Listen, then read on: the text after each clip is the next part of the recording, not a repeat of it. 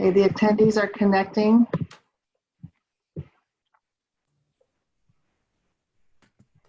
I think you can start. We've got 11 attendees.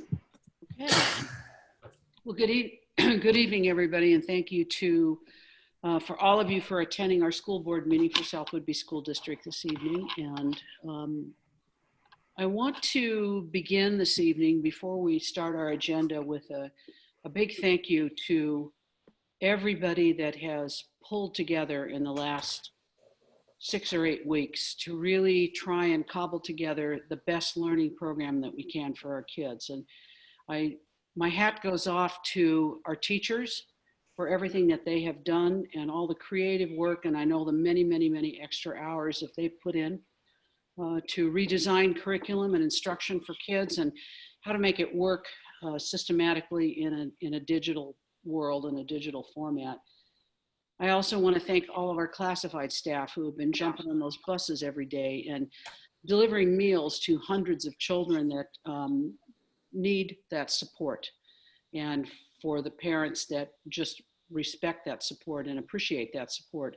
Thank you to all those folks and for all that wonderful classified support that we've had with meaningful work. And I know our superintendent's going to be talking about that a little bit later.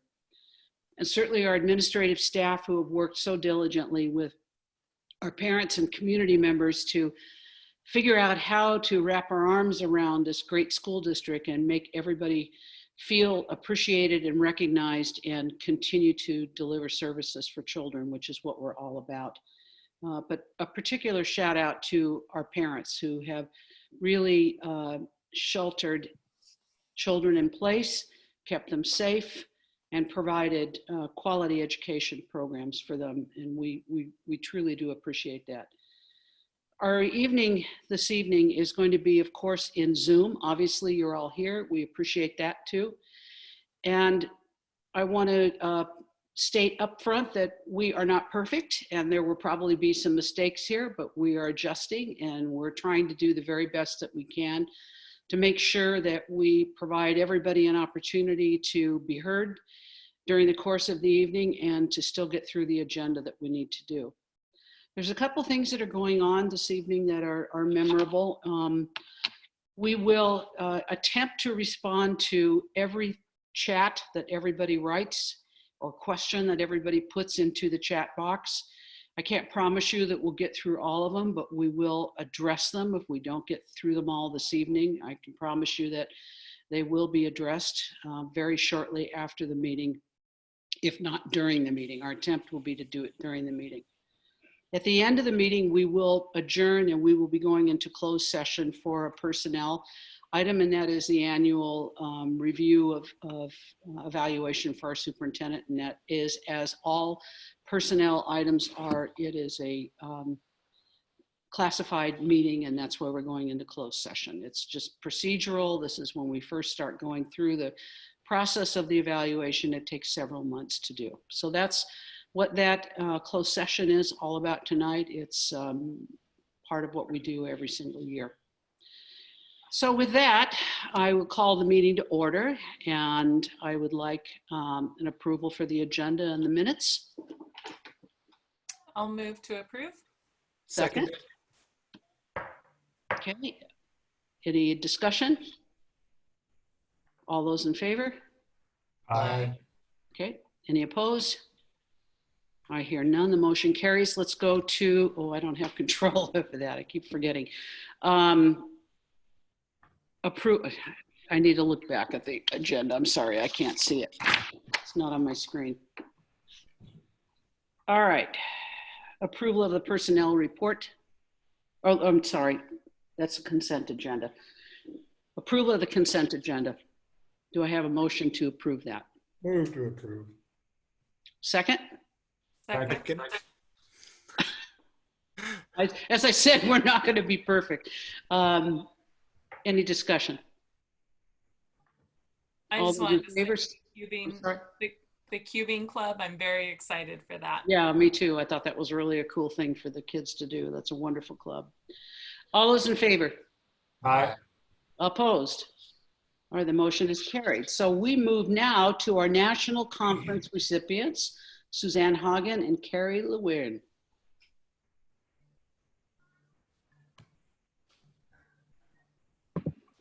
Okay, they are So- here. I promoted them. They should be here. I don't know if Joe, you want to.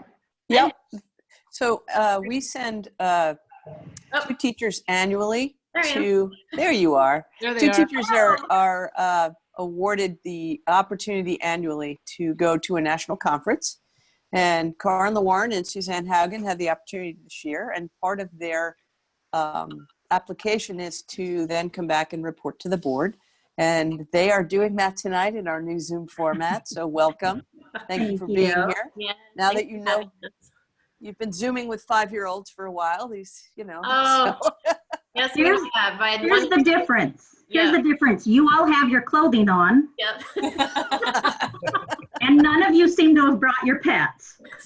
Not yet. Give me a minute. Not yet. All I right. do have one dog. Okay, we practice sharing screens, so I'm gonna give it a go. All right. So you're on. Thank you Here we for being go. here. Oh, wait. Is host disabled? Let me try again. Oh, it says I can't because somebody else is sharing. Go ahead, Suzanne. Okay, let me try it again. Sure, we'll stop that. Okay. Oh, wait for it. Wait for it. Sure. Okay, coming but I can't see anybody. I cannot see the screen other than everybody else. We look like the Brady Bunch, but that's all right. You can't see the slideshow? Nope, but that's okay. Okay, well, Can everybody else? can everybody else see it? Nobody can see it. No, Not yet. I'm not sure that you were able to capture share screen, so you might want to try that again. Okay, so I just click the X and wait. You could also email it to Christy and she can put it up there for you if you guys can't share it. Gosh. Oh, okay. Oh, there I see Karin. This is just like we practiced. We've had a good time doing this. Hey, there you go. There you go. You did it. Woohoo. Okay, now I got to put it in presentation mode though. So, I'm so proud. oh my gosh, I've come such a long way with technology, truly.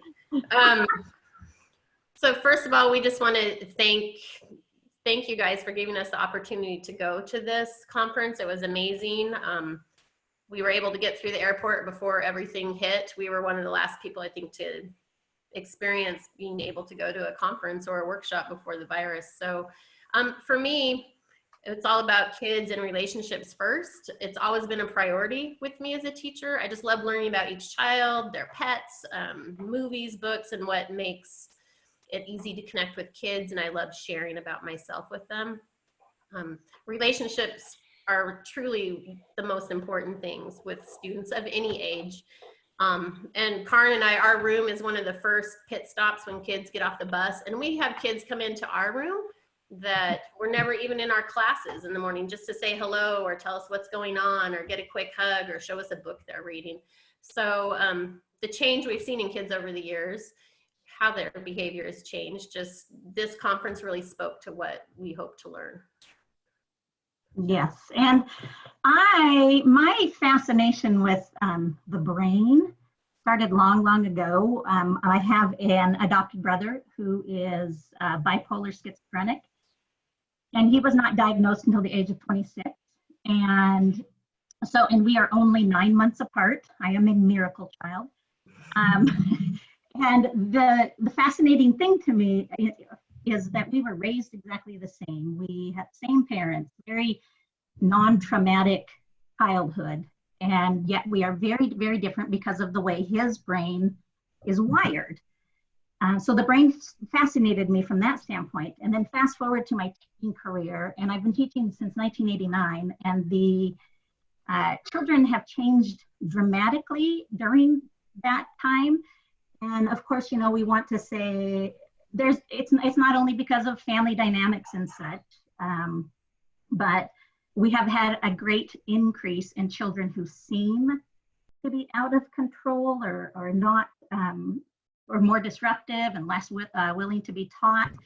And so I find the brain fascinating because their experiences in childhood greatly impact how they enter school, which is where we meet them. So that is why I was so interested in this, because this is a lot of brain research around behavior. So one of the speakers, Oh, wait. turn the slide. One of the speakers was so powerful. And I don't know, Dr. Joe, maybe you heard of I'm sure you have, Jim Sporleder. Mm-hmm. He was an administrator at Walla Walla, Washington, and he presented at the where were we? Georgia. Yeah, we're in Georgia. Yeah, and where were we? and we had a lot of presenters from all different walks of life and child services. What was great about him was he was an administrator and he was in the trenches, so to speak, for years and years. And his attitude was kind of like, been there, done that. You know, this sounds kind of wishy-washy. And he basically decided, why not? Let's try this approach. And because they were having a lot, I mean, their statistics were off the charts as far as their behavior. Oh. So I'm gonna Yeah, go ahead. but I don't know if I enabled sound. Ooh. So this is a trailer. They documented the transformation at their school. It's called Paper Tigers. Many of you may have already seen it. Every school in America, walking down every street in America, there are the kids that get labeled, get rid of them, they're nothing but trouble. Lincoln sits right in the heart of the most assaults, gang activity, truancy. I did hear that it was the worst school you could ever go to. Kids had knives, fights, absolute chaos. He pissed me off and I threw a chair at him. And I told him I was gonna kill him. All of them were messed up. I was invited to go to a conference about complex trauma and what stress does to the brain.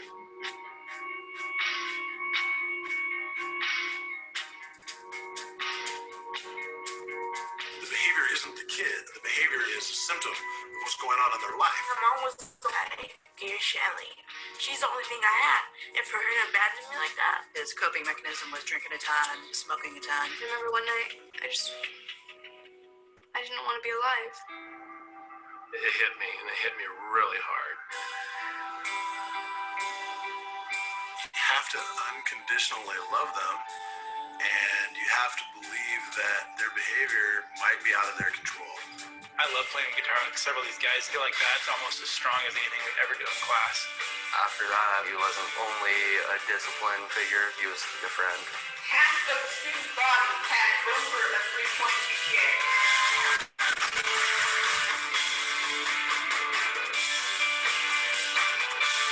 To watch their confidence come back has been incredible. I'm not by myself anymore. I got a team. If I can do it, all of you can definitely do it. It's not that I'm judging you.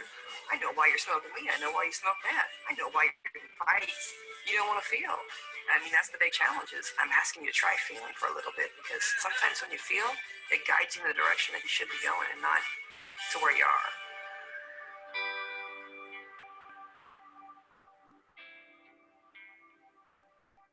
And I don't know if you saw the statistics here, but they were pretty dramatic, the change when they implemented trauma responsive techniques at their school. So I am no expert by any means, but again, I find this fascinating that the brain develops from the bottom up, and that the traumatic experiences that a child may have when they are young and developing can ultimately actually change their gene expressions, and sometimes for good. It can impair their cognitive ability, it can dysregulate their emotions, and I think we're seeing more and more of that. Suzanne and I teach kindergarten, so sometimes there's a fine line between you're 5 and you're just not there yet, as opposed to a high school teacher looking at a student who's maybe operating out of their brainstem level, which is a fight or flight response. And the interesting thing with the brain development is some of it, actually quite a bit of it, according to the research, can be affected with some intentional activities. And sometimes, as we know, school is the only place some of these children are going to get those intentional strategies. So some of the things, let's see, I don't know what our slide says here. I'm just talking now. Oh yeah, so some of the areas of deficit. One of the analogies he used was like a traffic jam. So in the brainstem and the midbrain, when there is an overload and too much trauma happening, it's almost like a traffic jam on I-5, and your learning cannot get up to the cortex. And that is beyond the child's control in those situations. And I think I know the elementary school does a fabulous job with, there's some interventions listed there of the brainstem. You can see a lot of those we do. The deep breathing, we've got access to Charlene Ray, which has been fabulous to help model breathing techniques. We do a lot of yoga, things like that. Some of the other ones are actually more within a special ed arena with the rocking and the chairs and things that they have. And I think elementary does well with the midbrain interventions, but again, a lot of this is a classroom teacher has to be able to look at the brain state that child's in, and then use an activity that helps overcome the fact that that isn't developed yet for them, so that they can reach a higher level of thinking. So one more, Suzanne. Okay. Well, the limbic system, obviously, that's the third one up, and that's where you can be a little more intentional with using counseling and small groups and such. The first two seem to be more physical responses and such. So I think an important thing, especially for an elementary teacher who we are very, I think, usually very responsive emotionally, and it's to not take their behavior as a personal reaction to you. It's they are operating from this point of their brain for a reason, and if that's beyond their control. So taking you out of the equation helps. And also, interestingly, cortex, is where all of the traditional learning takes place. And sometimes I think of the high school, and my only understanding of the high school really is my children's experience there, and a lot of traditional lecture note-taking type things, and that's difficult for kids who don't have the developed lower portions of their brain. So that's something to take into consideration. Now, it was kind of interesting. We had 2 kindergarten teachers at this.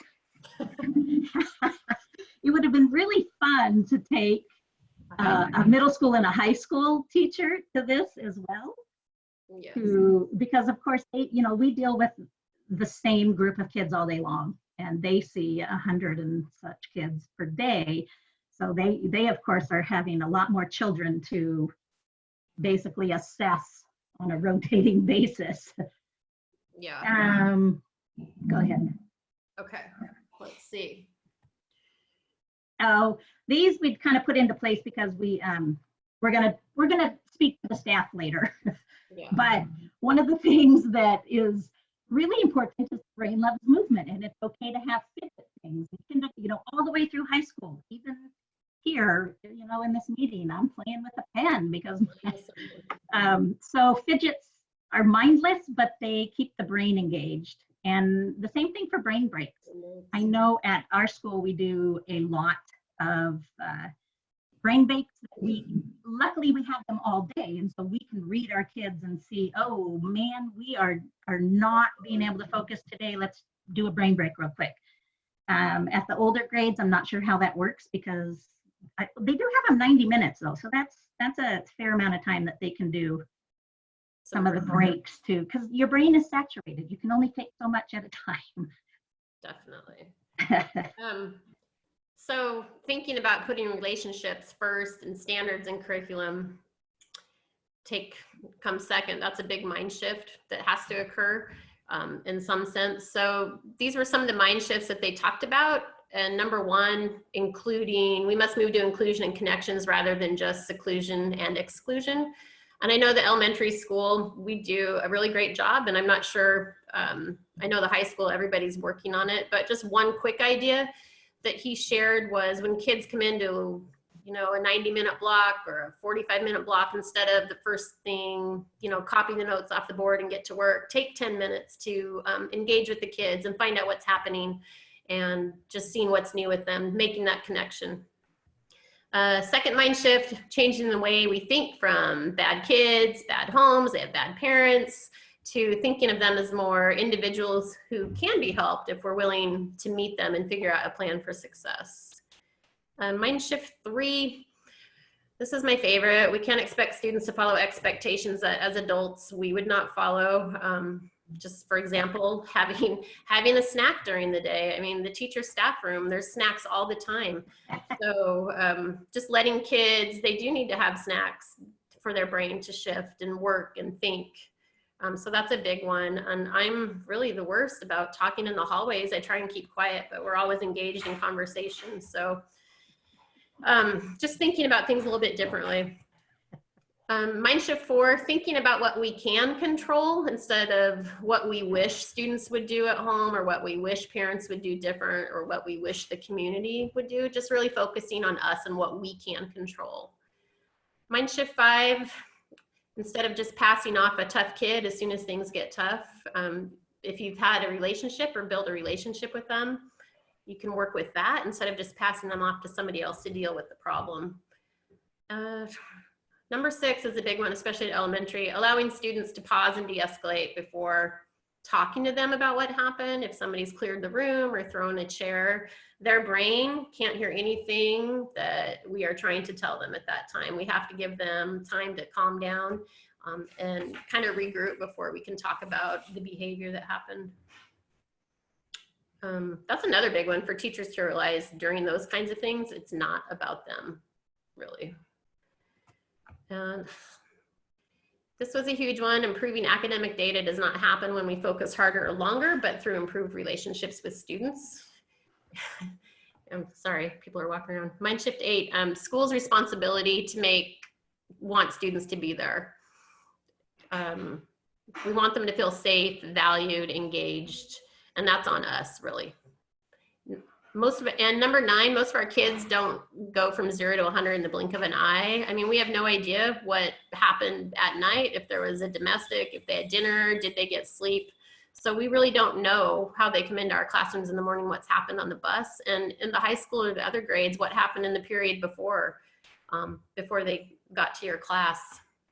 And 10, consequences and punishments are not the same. Punishment's a reaction and leads to a disconnection of that relationship.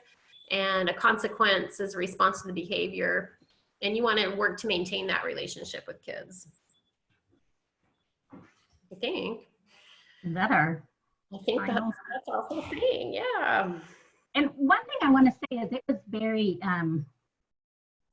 empowering to go to this, because I feel like that's our philosophy at South Whidbey anyway. I think that we work really hard on building relationships K-12. And, but I think, of course, we can do better. And I would really, really hope, Dr. Joe, at some point, I don't know if we could ever have Jim Sporlater come here and speak to the whole district for a in-service of some sort, or before schools. I mean, I don't know about this year, but. Well, I wouldn't count on anything this year, but absolutely we can. There's no reason we can't. We have speakers come in. Yeah, and one of his favorite things to do is sit down with kids and talk to the kids about what's happening and how they feel, not just the teachers, which I really, really loved hearing him talk about that. Well, I love seeing your enthusiasm around it. It's really awesome that you got to go just before the quarantine. Yes. I made it out and back. So thank you very much. Oh, you two are most welcome, Suzanne and Karin, and we thank you for doing this and for putting this presentation together. But I don't know if you saw the shout out on the chat box, but it says, I want to say how grateful I am for sharing that Suzanne and Karin engaged with our staff, and their experience at this conference are both incredible educators, and that's from your incredible principal, Susie Richards. Oh, thank you. Thank you. And then another one from Linda Krug. I think that's Linda Krug. Please address if you're doing anything in place of the workshops in the future and why they're canceled for the remaining of the school year.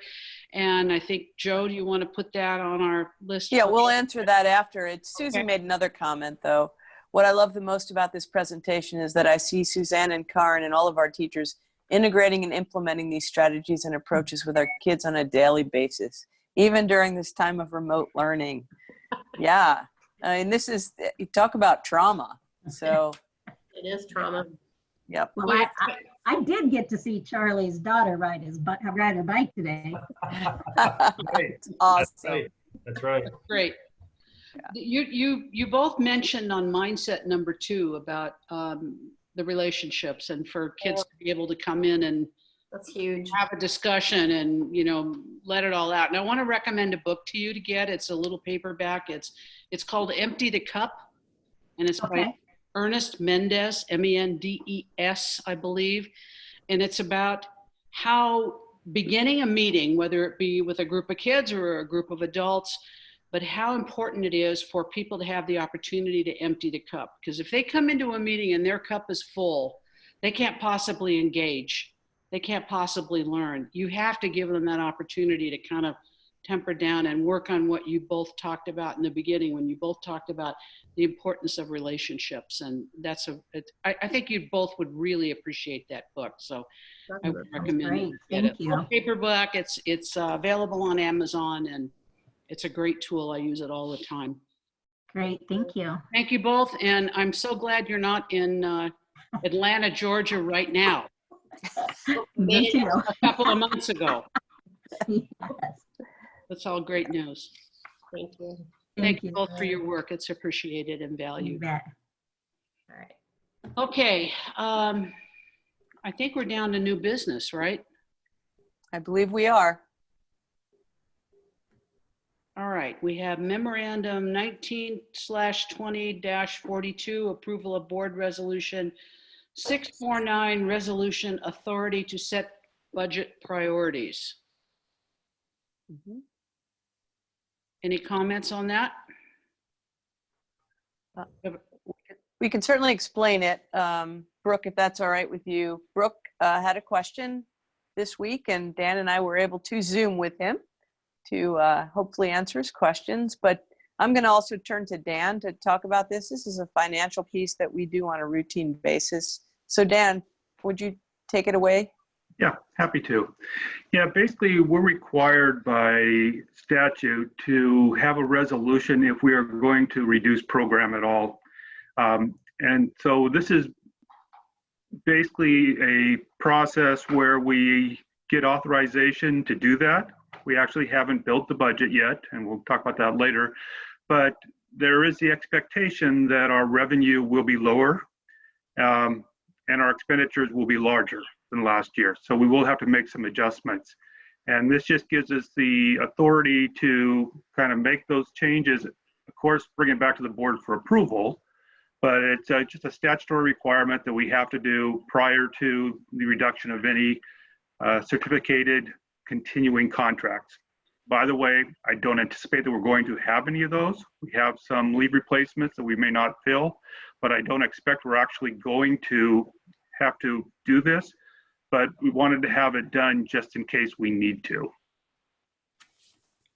Hey, Dan, are we still under the same timeline on notifying the preliminary, like it used to be like April 15th and then, summer? Yeah, we've had a slight change to that. We talked to the union and they were very gracious to allow us to move that April 15th preliminary date to May 1st, which is the end of this week. We still have the May 15th requirement by statute that if we are going to reduce any continuing contract, we have to have notice by then. And that's the final notice. The one that was April 15th and is for this year's May 1st is actually just a notification that you might possibly be on a list. I don't anticipate we're going to have anybody on that list other than the leave replacements, which technically we don't have to go through this process for that, but we will notify them. Well, that answers the question that I don't have to ask. Good. I'd like to thank Dan and Joe for getting on that Zoom call, and because I saw this and heard about what some other school districts in the area are going through right now, and I got a little worried, but the explanation made perfect sense to me, and I appreciate them taking the time to do so. So thank you. Okay, so do we have a move to approve memorandum 19/20-42? I'll move to approve. A second? Second. Any discussion? All those in favor? Aye. Opposed? Motion is carried. All right, memorandum 19/20-43, approval of IT purchase for Chromebook chargers and cases for the one-on-one program. I bet we know what this is for. So would you like me to give you a little explanation? Sure. Okay, so as you know, we're providing Chromebooks to those students and families who've requested them, but we are pivoting to a one-to-one situation. We would like every student to have a Chromebook in their hands at home. It will especially alleviate families who have maybe 1 or 2 devices and 3 or 4 people needing them. So we will do that by the end of this year in anticipation of everybody having some kind of device as we approach the fall. Okay, any comments for our superintendent? If not, do I have a motion to approve? Motion to approve. A second? Second. All those in favor? Aye. Any opposed? Motion's carried. All right, are we doing public comments now, or are we going to deal with them under superintendent's report? I think that's what we're doing. That's up to the board. I thought we'd do it under superintendent's report, then I can address them all at once. All right. We have a few coming in the chat, so. Everybody okay with that? We'll just do it then? Okay. All right. No, folks, if you're listening and you have a comment that's in the chat, we will address it under superintendent's report. So let's do Mr. Pullman, financial and enrollment report. Yes. So this is our financial report through March 30th, and it's also going to be our final enrollment report for the year. Because basically, as you know, because of the school closure, we no longer are taking attendance, so we're not reporting attendance for financial reasons. So what OSBI did, and you'll kind of see by looking at the screen here, is they took the exact same enrollment pattern we had last year and took our September through March numbers and just extrapolated the next 3 months. So it's exactly the same percentage change that we would have seen in the past. And by doing that, they came up with our annual enrollment numbers, which is going to be the numbers that they will use for the funding of the prototypical school model for us. On the next screen,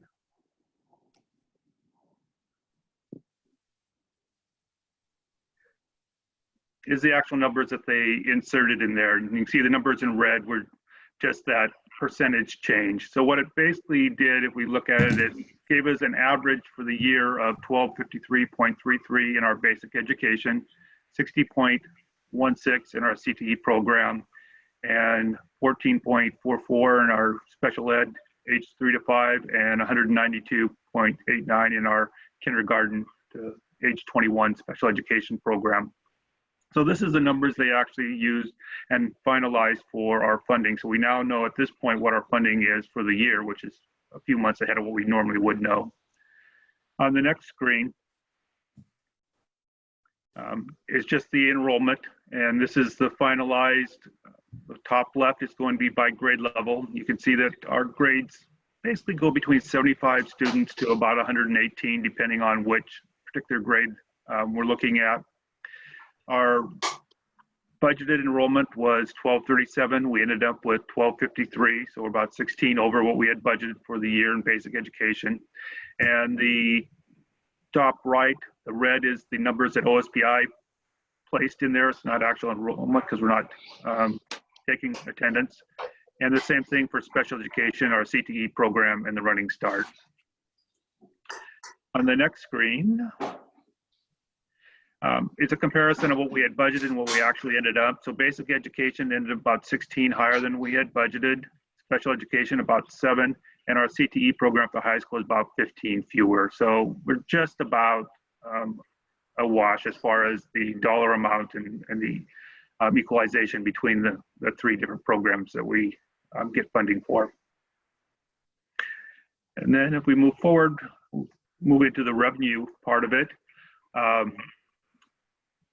March is about 58% of the way through the year, and we would anticipate that our revenue would be near that percentage. We're actually at 57.3%, which is roughly $12 million. We're about 214,000 less in revenue this year than we were last year at this time in the school year.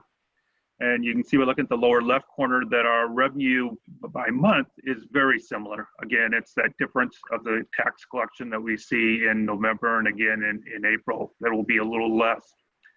And then the lower right is our year-to-date revenue collection, with the red diamond above it being the budgeted amount. And it looks like in most categories we are going to at least hit our budgeted amount. The only one that we may not will be local funds, and that has a lot to do with rent collection at the community center. It's closed now, so people aren't having the ability, or some people don't have the ability to generate revenue in order to pay rent at the current time. So we'll see that being a little lower, and it's something that we'll plan for in the coming year, because I expect that we'll probably have the same type of issue in the fall. Next. We move into the expenditure screens. You can see that the payroll, the majority of our costs, is about 58%. It's a little over $10 million. Our non-employee costs, supplies, services, and travel, about $1.5 million. And totally year-to-date through March, we've spent about $11.7 million. We've brought in about $12 million in revenues. We've actually spent a little bit less than what we had generated. And then the bottom screens just basically break those down for you and give you a comparison to where we were last year at this particular time. And you'll see that our payroll costs are up about $300,000, and our non-employee costs are down about $177,000 from the same time frame. And like always, we look at our cost breakdown, the green, the red, and the blue in the middle, our payroll costs, and that's the majority, about 87% of our budget. On the next screen, we add encumbrances to the year-to-date expenditures, so it gives you that bigger long-range picture. So payroll with encumbrances through the end of the year is about $17.5 million, about 96% of what we had budgeted. The non-employee costs at $2.5 million, about 78%, and totally we're a little over $20 million and about 93.3%. And part of the thing that we're seeing here is because we are closed, we're going to have less costs in substitutes, professional development, travel, supplies, a variety of different things. So we're actually not going to spend as much as we had initially budgeted for the current year. The bottom two screens just give you a comparison of our monthly expenditures over time, and then our revenue versus expenditures. And the one on the far right on the bottom is our fund balance, and it's a percentage. And currently our fund balance is about 11.8%. And I anticipate that may go up slightly in the next few months if we continue to operate in this mode and we keep our expenditures down, which I'm assuming we're going to be able to do that, unless we have to spend a lot of money in order to transition to distance learning. So there's a possibility of costs involved in there that I'm unaware of what those would be at this time. The next screen is the budget status report. And you can see out of the 21 million that we had budgeted, we have received a little over 12 million of that. We have almost 9 million that we anticipate to be collected. On the expenditure side of the roughly $5 million, we have spent 11,793,000. We do have 8,245,000 that is in encumbrances, predominantly for salaries and benefits, though there are a few supplies that we have placed that we hadn't received yet. But if you look at that, you'll see there's a balance about $1.4 million. I don't believe we're going to save $1.4 million, but I do think we're probably going to save at least half of that. because there are additional costs that I know that will be coming through that aren't actually encumbered on an annual basis. So currently our fund balance is about 2.5 million. I anticipate at the year end that we're going to be closer to maybe 2.75 or 2.8 million as our starting fund balance, which is a real benefit moving into our next fiscal year. The next screens are the other funds that we have, and that's the capital projects fund, debt service, ASB, transportation vehicle fund. And it just gives you a beginning balance, our expenditure, our revenue, and where we currently are. The one that I'm a little concerned about is the student body fund.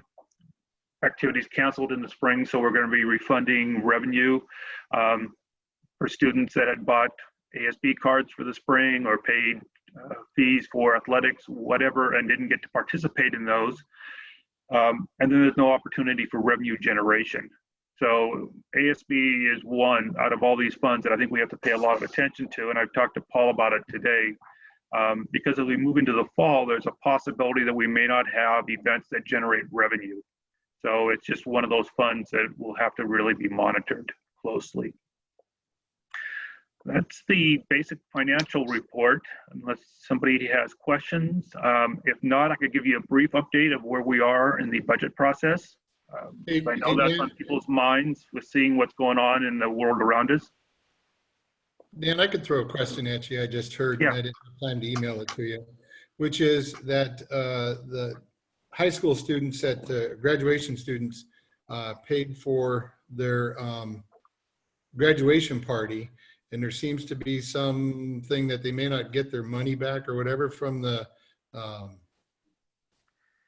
you know, I can't answer that for you, Damien, because I believe those funds may not be part of the school. It might be a parent group that's doing that. Yeah, I didn't know if it, I asked that question too. I said, well, is it part of like the booster club, or is it a separate fund, or is it through ASB? It's totally separate. It's totally you're talking about the graduation, like when they typically do a trip or an event or whatever, and they collect funds for that. Yeah. Yeah. That's separate from the school district. Yeah, and the event, I guess, isn't going to refund their payment. Yeah, I don't know about that. It's not come to my attention. I can certainly follow up on it and let you know. If you like, I mean, I'm like I said, I didn't get the opportunity to get it to you. I just heard it too. It was kind of like surprising to me. I didn't know anything about it. Okay. But yeah, if you could, I think that's a big thing for both the parents and the students. So we just got a comment in from Lindsay. It's West Coast Events opted not to refund funds for grad night using acts of God clause as the reason. So that's what I know. Sad. Okay. Anyway, Dan is going to give us an update on where we are going forward. Yeah. Because I'm going to preface it with a disclaimer that based on what we know now and where we are today, and a few others of those, because things seem to be changing quickly in this state. One of the things that keeps coming up, which makes it a rather unique budget season, is that the slowdown in the economy, it's highly anticipated that there's going to be a major reduction in sales tax revenue, and the state operates on sales tax.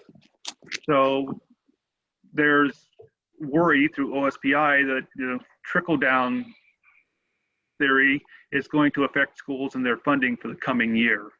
So they're feverishly working to define what they believe is basic education. Because as we know, because of McCleary, basic education is a paramount duty of the state and it's protected.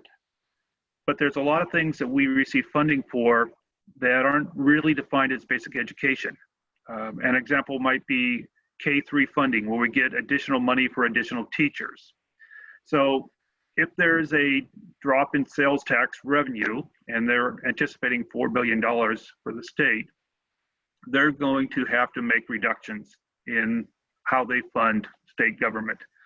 And some of that will probably happen at the K-12 level. And so what we believe is true today may change. So I just want to preface that as we move through this budget season and probably even farther into the fall, there may be things that change that we will have to modify what we're doing. But that's one of the concerns that we see. So, you know, the advice from OSPI is to be really cautious this year in the budget process because things may shift for us. So there's a few things that we think we know. The first is that the state prototypical school funding model increases by the IPD, the implicit price deflator, every year, whatever percentage that is. And it's basically a cost of living percentage.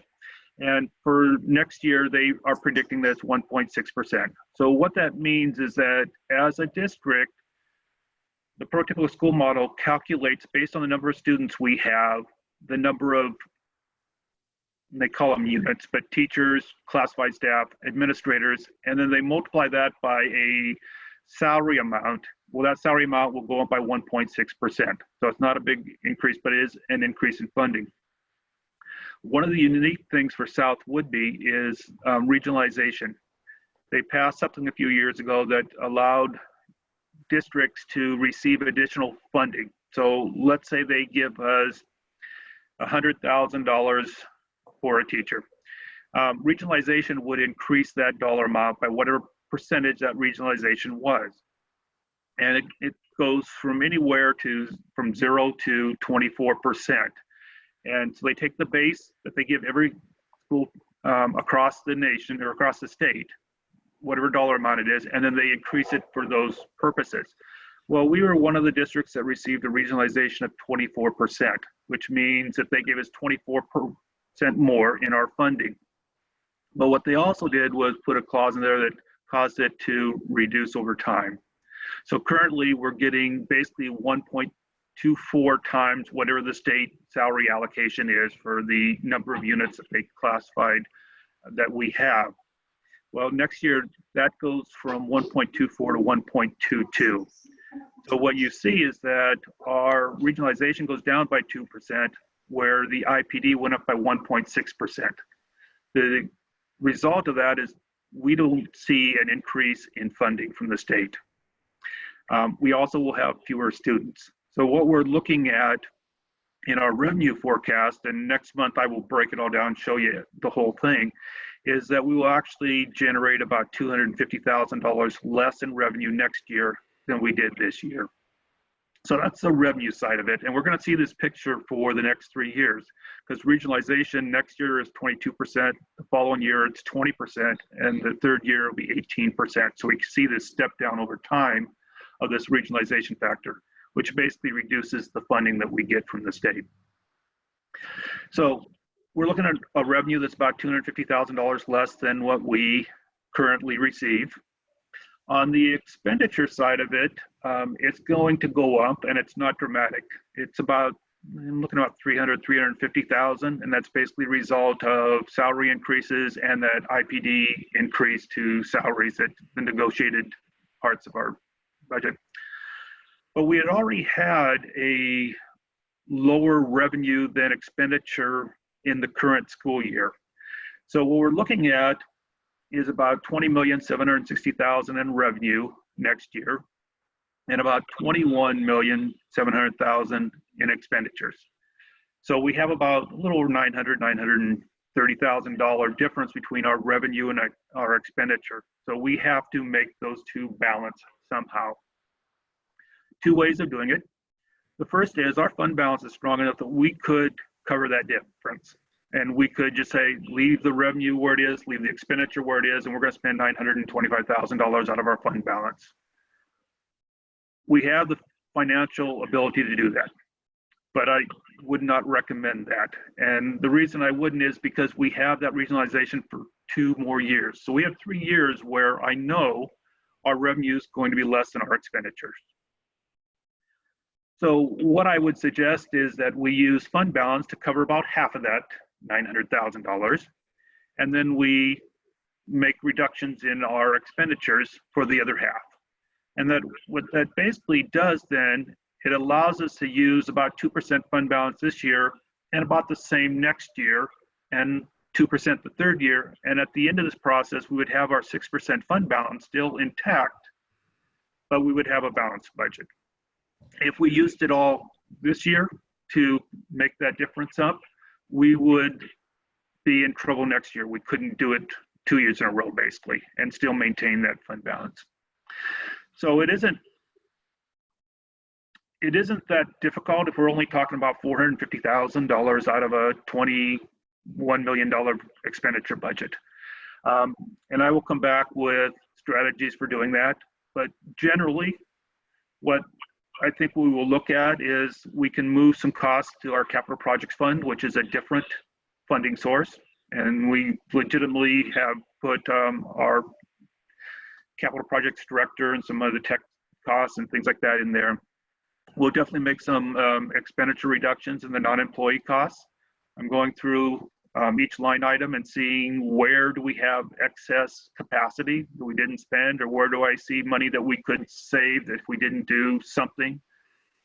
Really trying to create the least impact on students in our educational program when we do this. We also have a few positions that are currently vacant. People have left and we haven't filled those yet. So we'll strongly look at that. Is there a way of not filling some of those in the coming year positions that, you know, we need all the positions we have, but, you know, maybe we can get by without doing that. And then there's always you look at the needs of the kids. What staffing needs do they need, and, you know, what does that look like, and all those things. So I feel real confident that we can do this without, you know, too much pain. But, you know, there will be a reduction, you know, proposal of around $450,000 for the coming year. So it's one of our smaller reductions over the years. You know, we've been honestly been doing reductions for 20 years. But this one doesn't look overly large to me.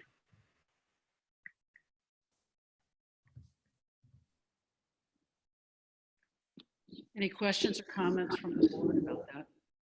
Well, I would throw one thing at you, Dan, which would be looking at our facilities that are leased the same way that we look at decreasing student enrollment, that we might want to figure a formula there on what may be departing us that we may not see in the future until we're able to re-rent those facilities to maximum capacity again.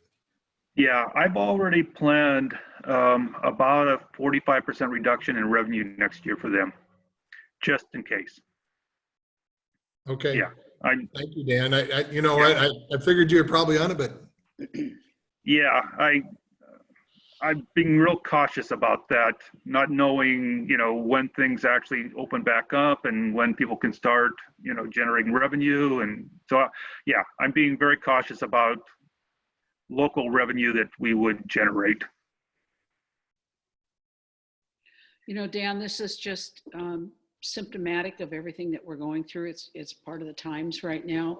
I think your strategy to take the loss and spread it out over a period of a few years with half in the fund balance and half in reduction expenditures is very sound, particularly when you're talking about things like moving some expenditures to capital projects. And I want to emphasize that you said looking at reductions in expenditures and non-employee costs. Mm-hmm. So we all believe very strongly in keeping everybody working, especially right now. That's a big deal to this community. And I know you're committed to that too. And I was really glad that you said that.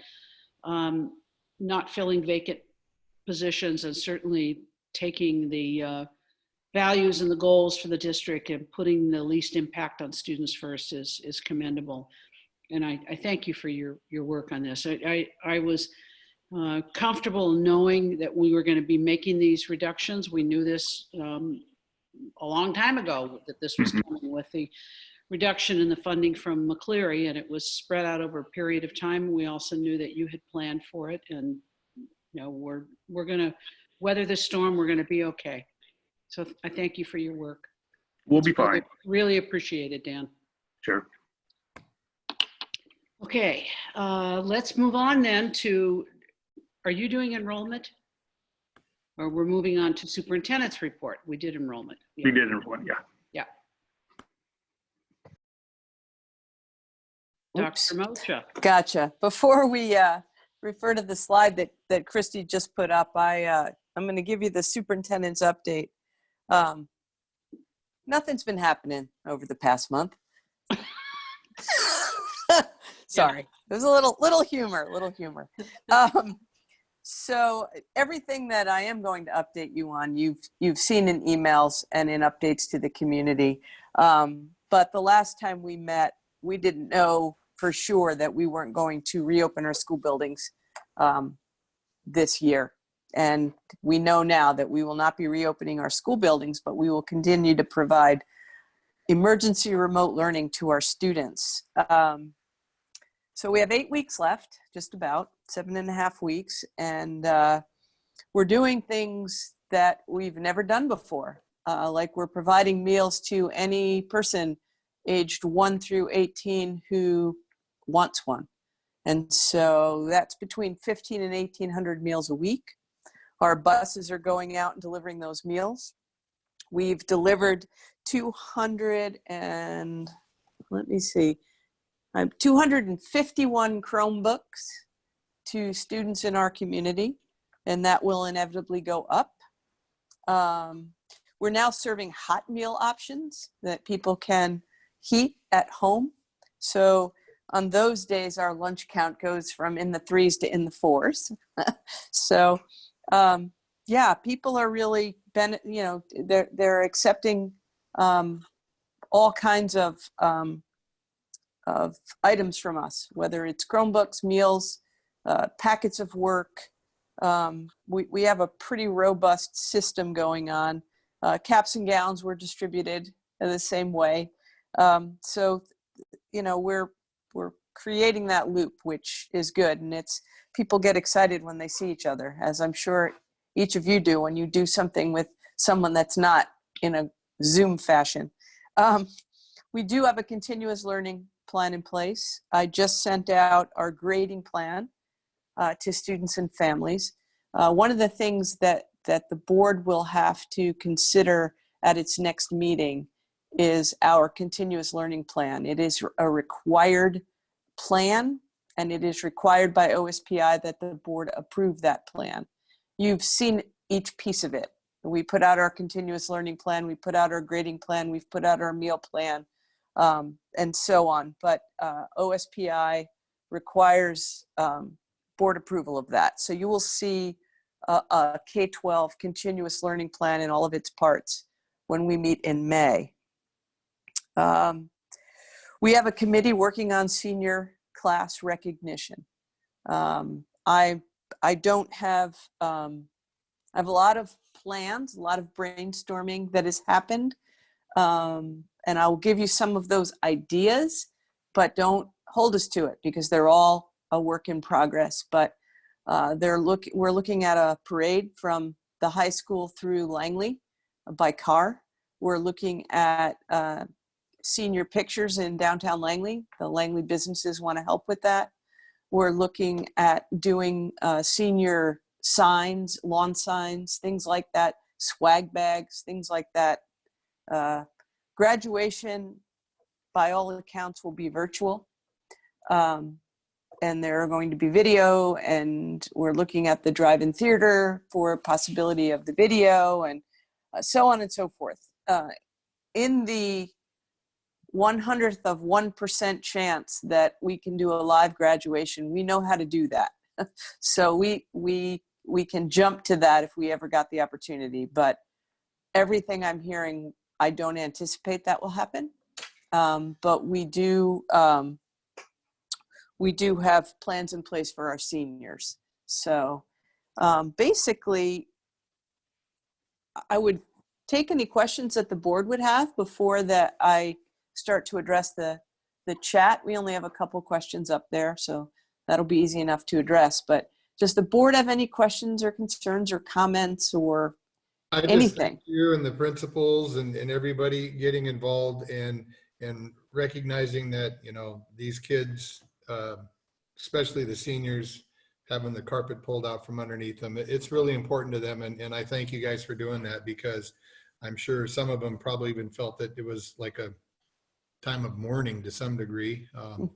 huge grief and going through the 5 stages of grief and everything else. So I think it's very important, and I appreciate all those efforts that you're making there. That everybody that's doing that, that's awesome. I thank the parents and the administration and the principals. Thank you. On down, whoever. I don't want to forget anybody, but so everybody. Appreciate that, Damien. And by the way, back to the night, I forget the term they used about the stadium lights. We are doing that. We're doing it May 8th. And I know Paul will or has sent out information on that. So we are recognizing all of our seniors that night. So yeah, we're doing everything we can. And you know, there are no words for losing your spring season as a senior, any season of athletics, but to be a senior and to lose your spring season, it's really something. To lose all of the fun things that happen when you're in school as a senior, especially. I mean, hopefully the underclassmen will get those opportunities, but yeah, we have to really recognize the loss. So thank you. Yes. Yeah, I echo what Damien said.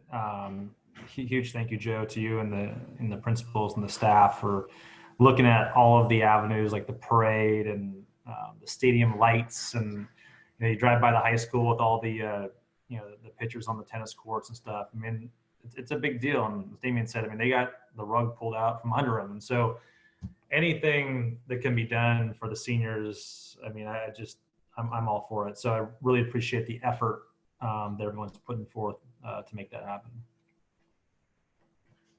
Yeah, I want to weigh in and just add on my appreciation for the proactive approach that everyone, that as far as I can tell in the school district, has taken, from superintendent on down through the entire district. It's been wonderful to see the proactive problem-solving approach that you guys have taken. So thank you.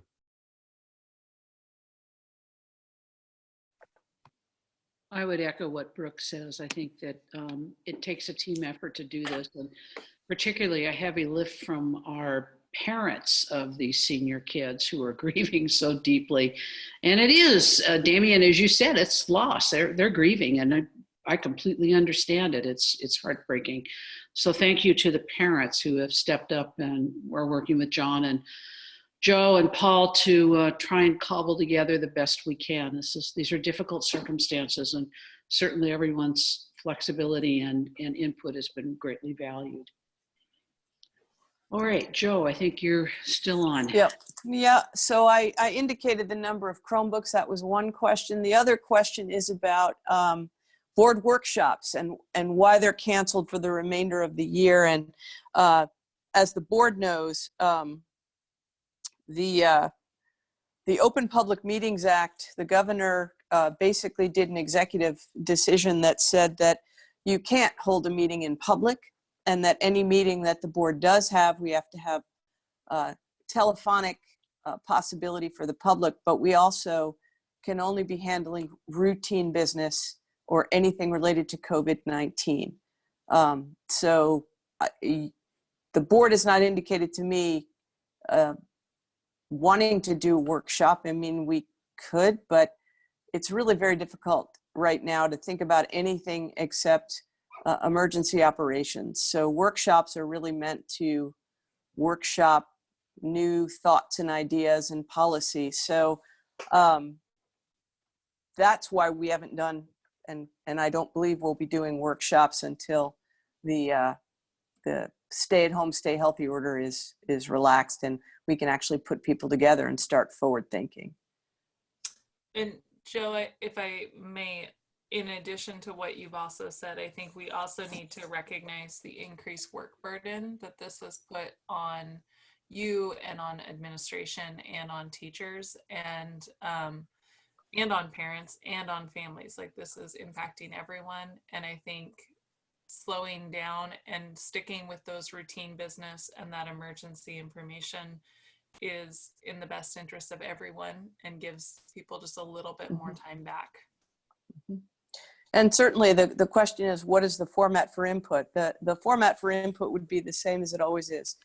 Emails, certainly will be responded to. We can certainly, talk about issues and concerns, but at this point, we really are in emergency mode. We are crisis responding at this time. So, and this could very well go into the fall. That is a true statement. I was on statewide calls. In terms of my week, it's continuous Zoom calls, state level, regional level, making sure that we're staying up to date with all that's going on. But I, at least once a week, have a state level call with the superintendent of public instruction and all of the superintendents. And the last conversation, nothing has been decided at all, and it's the governor's decision. But we are beginning to brainstorm what we would do if we were not to open in September or not to open in a traditional way. So more to follow on that. I don't have answers. I just know that we don't have any definites at this time.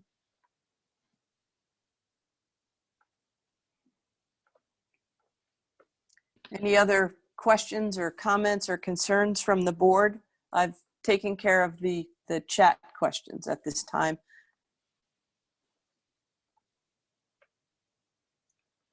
I think we're good. Okay. I would add one more for me, Joe, just to the parents of the grad night then that have that issue with this acts of God clause.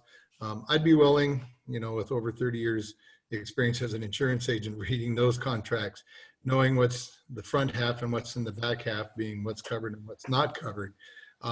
Enlightening, one could consider an act of God, yet it's covered. So I would offer my services to them. If they want to email me that contract, I'd be happy to take a look at it. I'm sure they have attorneys and everything else, but it's just another set of fresh eyes. I would welcome that if they want to send it to me. I would do that. Okay, and John is here, and it's a PTSA activity, and they're working on trying to get a refund. They're still looking at a partial refund, but certainly John heard your comment, Damien, so thank you for offering that. And the committee heard you as well, and they said thank you. They will share that with the grad night committee. So, okay, shall we move on to teacher appreciation?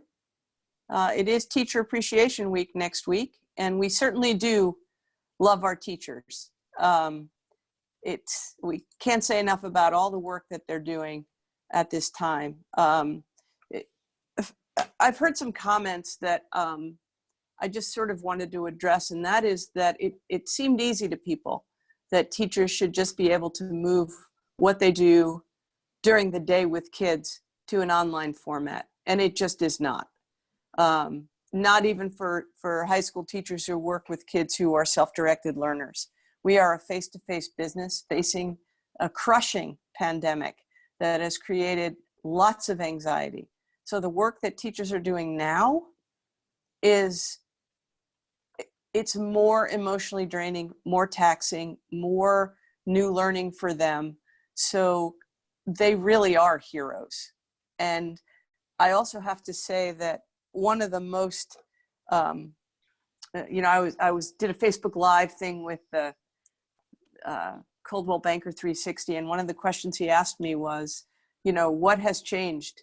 What do you see as sort of the positive that may have come out of this crisis? And to me, it is the coming together of every single staff person to step up and to be willing to do whatever they have to do to make it right for kids, to go out of their comfort zone, to be in a job that may not be their typical job, to come up with a new format of how they deliver instruction.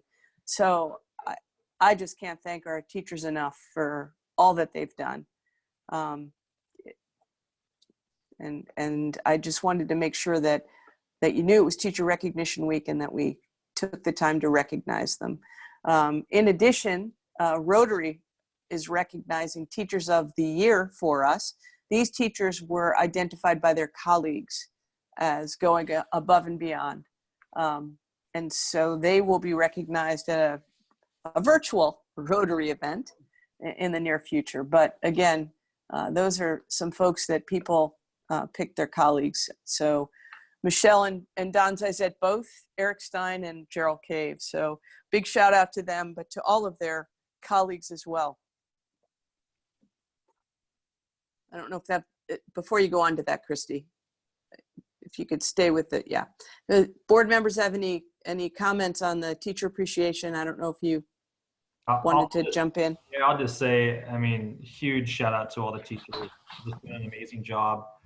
You know, personally with our kids, Miss LaWarren, who was on earlier, is absolutely amazing. Today she had a Zoom class just for lunch and letting the kids socialize, and she, you know, just doing an amazing job. And Miss Davies with Hudson, just doing an amazing job there as well. So I know all the teachers are working super hard. So I just really want to truly thank all the teachers for all the hard work that they're doing. So great job.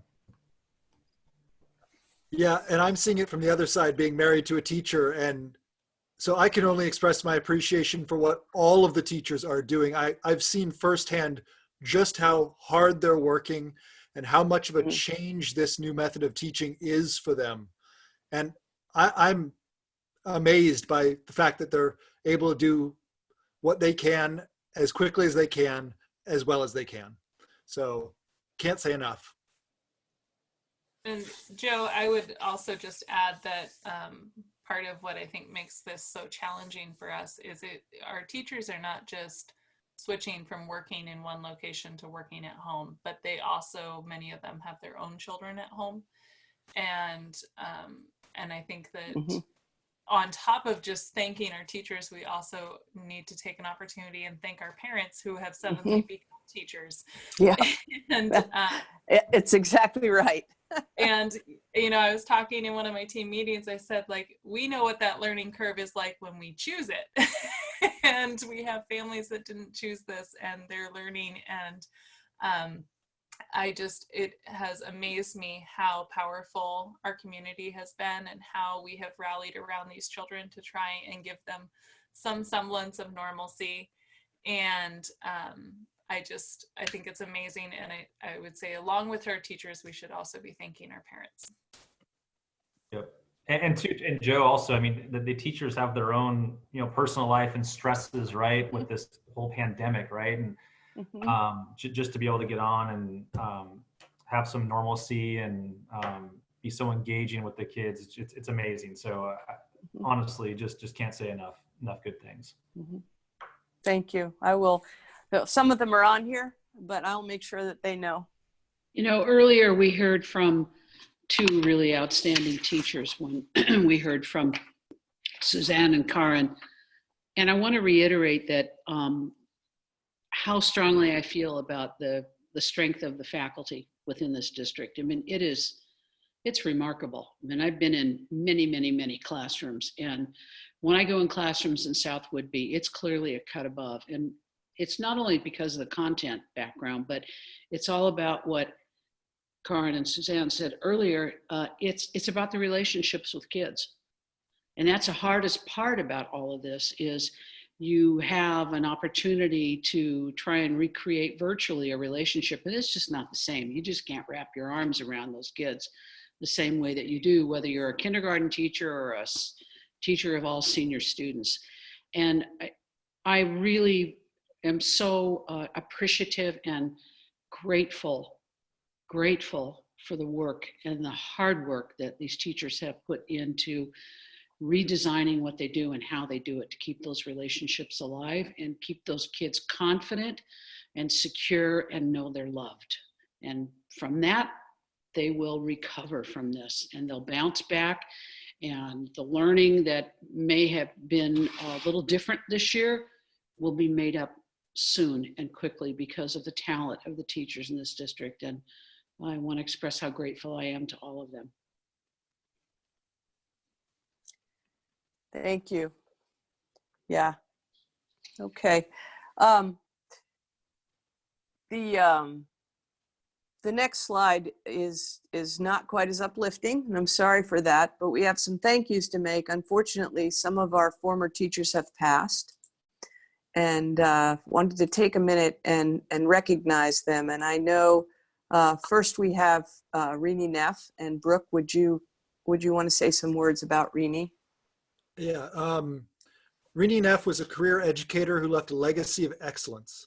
She inspired generations of students, parents, and fellow educators to look outside the box and find different ways to engage in the learning process. The Salmon Project is just one example of her innovation that both helped students learn in new ways and engaged huge portions of the community as it became the outdoor classroom that will soon bear her name. But her dedication to outdoor learning is only one facet of what made Rini Neff an amazing educator. She led classes with humor and grace, engaged with students and parents, and reached out to students in the ways that they could learn best. Even after she retired from being a classroom educator, she continued to teach us how to be our best selves through her service on the Langley City Council, her stewardship of Island Shakespeare Festival, the examples of the children she raised with her husband Miles, and her place at the heart of this community. She made a huge impact on my life, as I know she did, as I said, generations of students and parents who came through the school. She will be missed. Amazing person, amazing teacher. I don't know what more I can say about her. Thank you, Brooke. We also lost Harriet O'Neill. Harriet taught French in our district for many years. She and Fred is a former board member. She also passed way too soon and did many, many things for many, many people and spent a lot of time volunteering as well on many committees and for her faith community. So we will also miss Harriet O'Neill.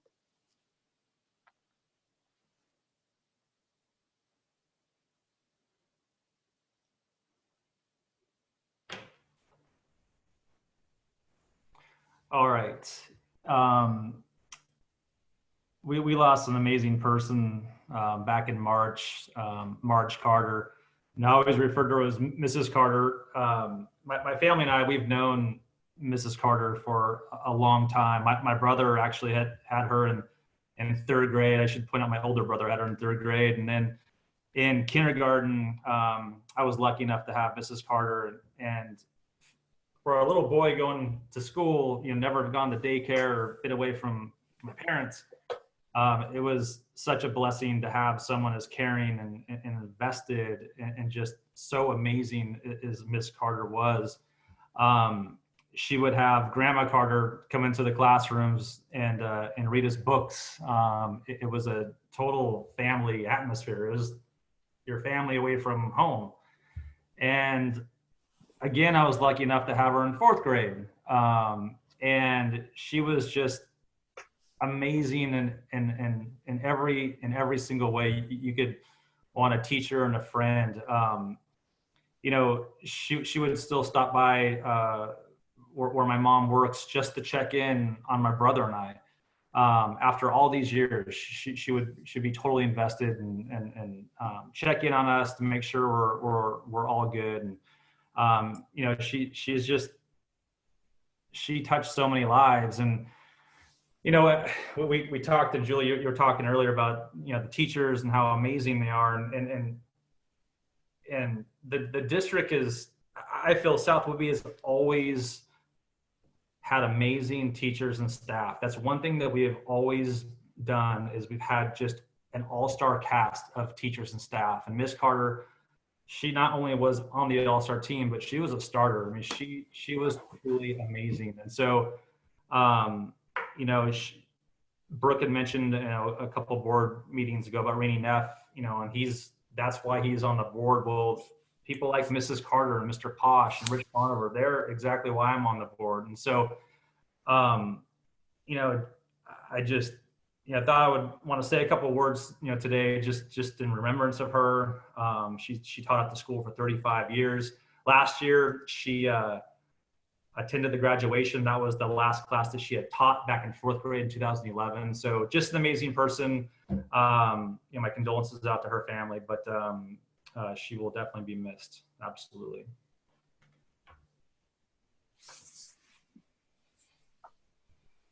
Thank you. Thank you all for that. That was very heartfelt.